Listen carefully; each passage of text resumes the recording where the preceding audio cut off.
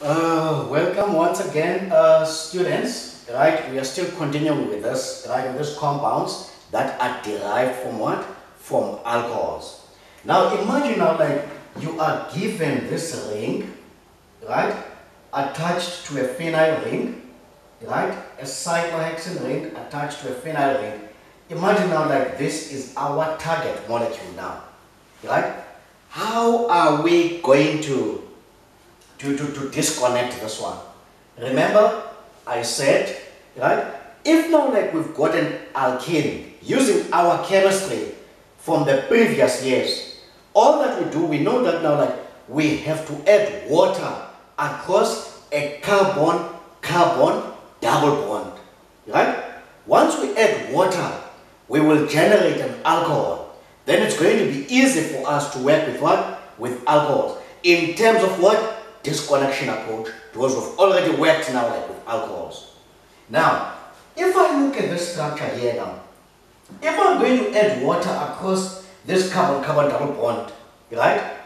You see, where will the H plus go? Where will the OH minus go? So, in this case now, like, it takes me back to first year chemistry, where I learned about what? Markovnikov's addition. I have learned about what? Anti-Markovnikov's what? Addition. Right? For example, if I add, I've got two carbon atoms here. 1, 2. Right? This carbon atom here is attached to a carbon, and doubly attached to a carbon. There are no protons here. There are no hydrogens here.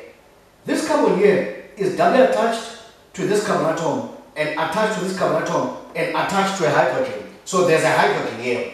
So this bottom carbon atom here is rich in terms of hydrogens as compared to that other one here.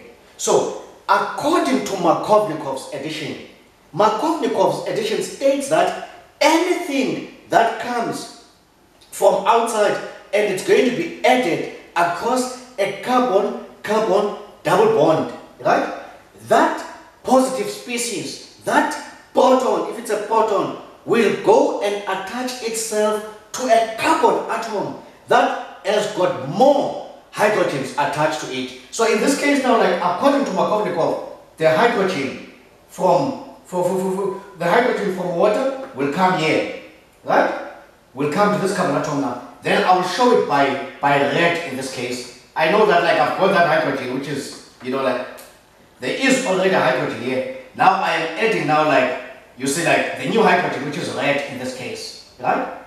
Now, meaning that now, like, I have broken this double bond, right? I have broken this double bond, and then now, like, to add H plus, to add a proton on the carbon atom that already has hydrogens. Then now, like, where will the OH go? Obviously now, the OH will go to the other carbon atom that has lost this bond pair here, the pi bond here, right? To go and add there. This is going to be according to Markovnikov's, what you call like, addition here. Now, anti-Markovnikov, then it's going to be reversed. The hydrogen will go to the carbon atom that didn't even have the hydrogen here, right?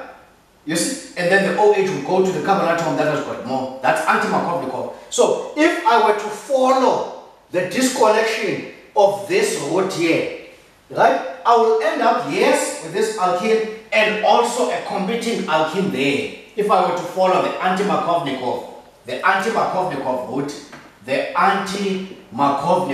route, right, I'll end up with a competing, what called like a product.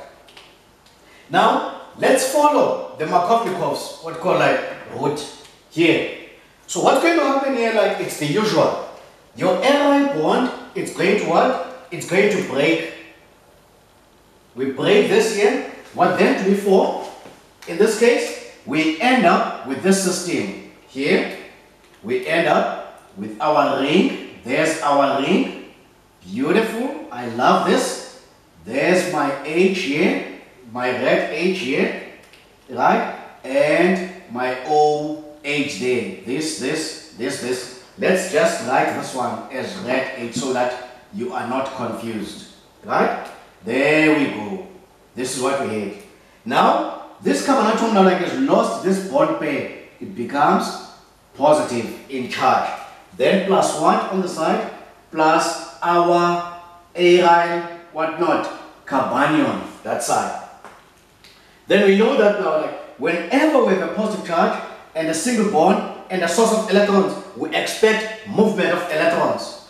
These electrons here will come and form what? A double bond there.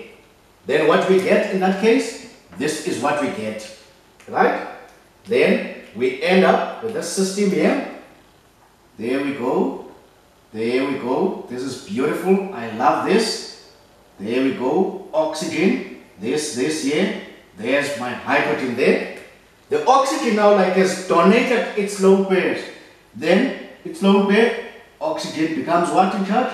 Positive. Right? Then the pH minus there where the carbon atom is a negative. We have a carbanion. We know that like that one must have come and formed a Grignard reagent. We use our elementary what? Chemistry. So this must have been pH minus Mg plus what do you call it? Bi in that case. That's our Grignard reagent. And then eventually oxygen is bearing what here? A positive charge, right? And then it takes away the bond pair that it shared with what? With hydrogen. A movement of 2 electrons. Hydrogen is going to fall off as what there? As H plus. There we go. We end up with this particular system. C double bond what here?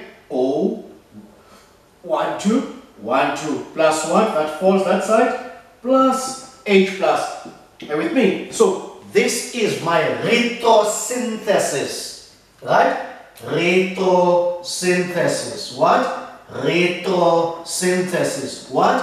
Retrosynthesis. So we have managed, right, to imaginarily break down, right, our what? Target molecule into what? Into smaller components, right? Smaller components that we can what?